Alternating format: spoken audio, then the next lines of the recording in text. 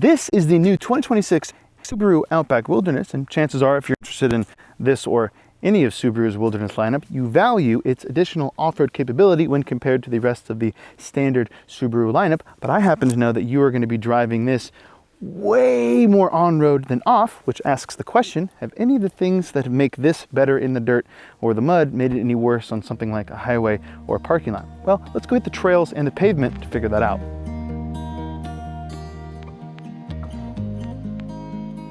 Chances are, if you buy a Subaru Wilderness product, that could be Crosstrek, Forester, or Outback, you are intending to at least occasionally take it off-road, take it off the beaten path. And that could be a fire road, could be a ranch road, could be a trailhead, could be something a little bit more intense. But the point is, you are buying it primarily because it has an elevated off-road capability over a standard Subaru product.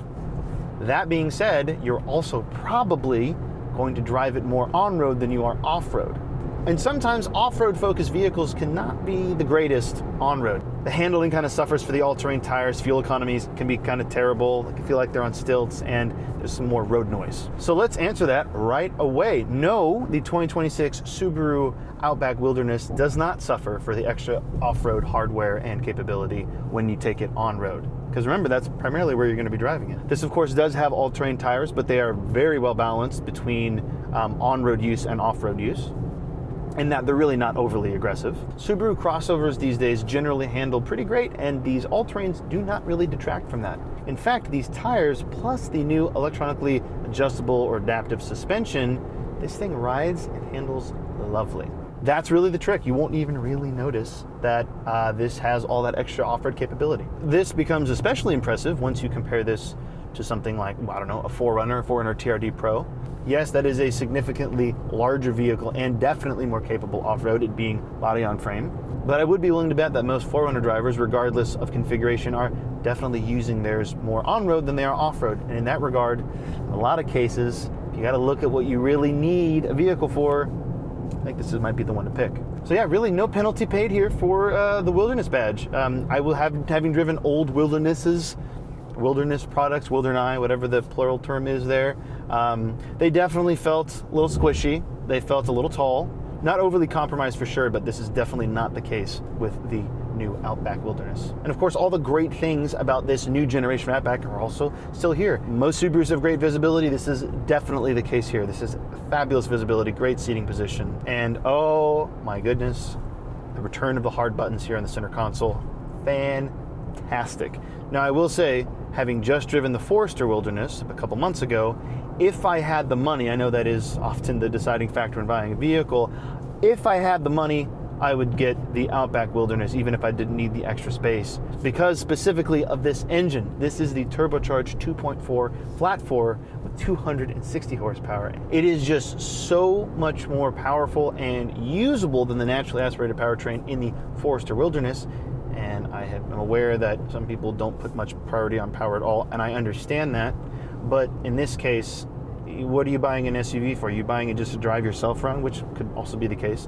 Usually you're putting people inside, you're putting dogs, you're putting kayaks, you're throwing a tent on the roof, especially if you're buying a Wilderness. That adds a lot of weight. That turns it into a bit of an anchor. And if your Forester's really already not that quick, you are absolutely going to feel it, especially if you get into the mountains. That was my biggest problem with the Forester Wilderness. I liked everything about it except for the powertrain. Now I basically get a slightly larger version of the Forester with an adaptive suspension and all those extra goodies, and I get the turbocharged engine. That is just, what a great package. If I were in the market for a mid-sized-ish crossover with genuine off-road capability, I can't imagine I would buy anything other than the new Outback Wilderness, provided of course I could afford it. Now, the last time I said something like that, I said if I had to be in the market for a compact crossover, I'd buy a Subaru Crosstrek Sport. And I ended up buying a Subaru Crosstrek Sport, so time might tell with this thing. So now off the main road, we're off-road. And we are honestly on some terrain that I would expect most Outback Wilderness drivers to take it on, in the sense that if they ever go off-road, probably not going to do it on much more aggressive terrain than this, even though based on past experiences with other Wilderness products, you can. Now, one of the biggest problems with the Wilderness Outback has been its approach angle, or the basically the front overhang. But it seems like they mentioned they did improve this, and haven't had too many issues. I've scraped it a few times. This is the second time I've been on this off-road course here. We're out on the NorCal back roads here on some 2-track trails, and they're fairly tight, as you can kind of see. I'm weaving through some trees, and as usual, I'm not able to see sometimes when the nose gets lifted up, so we have a handy-dandy front 360 view camera, so I can see right where my front nose is going, and the trail ahead of us, which is kind of a relief when I'm coming up over hills in an unknown terrain. The only complaint I'll have with that is that it, compared to other companies or automakers, Subaru's camera system turns off at a rather, I would say, low speed. That's okay. I'm glad that we just have the system to begin with.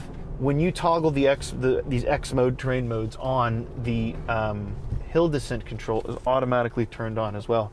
And by the way, when you see me look down and look at the center console, hit a button, that's when I'm turning on that front camera, so that I can see where I'm going up over a hill. And like I said earlier, I like that hill descent control is automatically toggled on when I'm in X mode, so I don't really have to worry about hitting a button, setting it, and all that kind of stuff. It's on natively.